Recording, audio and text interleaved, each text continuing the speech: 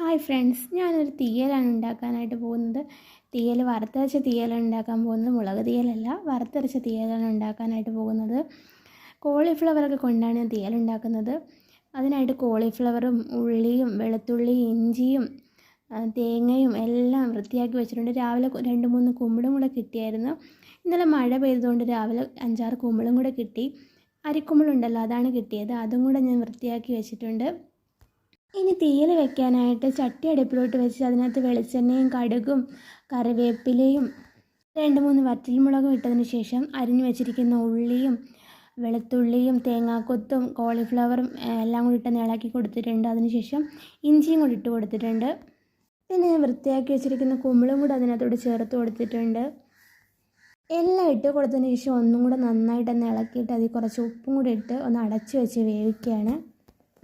തേങ്ങയും കൂടി ഞാനിവിടെ വറുത്ത് വെച്ചിട്ടുണ്ട്. തേങ്ങ വറുത്തത് 1 തേങ്ങയാണ് എടുത്തിട്ടുള്ളത്.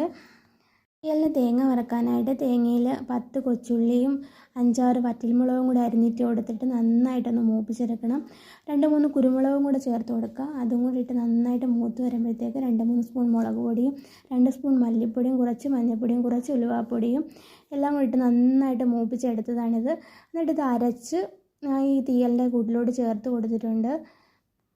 അരപ്പും കൂടെ ഞാൻ അതിൽ ഒഴിച്ച് കൊടുത്തിട്ടുണ്ട്. എന്നിട്ട് നന്നായിട്ട് കുറച്ച് വെള്ളവും കൂടെ ഒഴിച്ച് കുറച്ച് ഉപ്പും കൂടി ഇട്ടിട്ട് ഒന്ന് അടച്ച് വെച്ച് തിളച്ച് എന്നിട്ട് നമ്മുടെ തീയൽ ഇവിടെ നന്നായിട്ട് റെഡിയായി വന്നിട്ടുണ്ട്.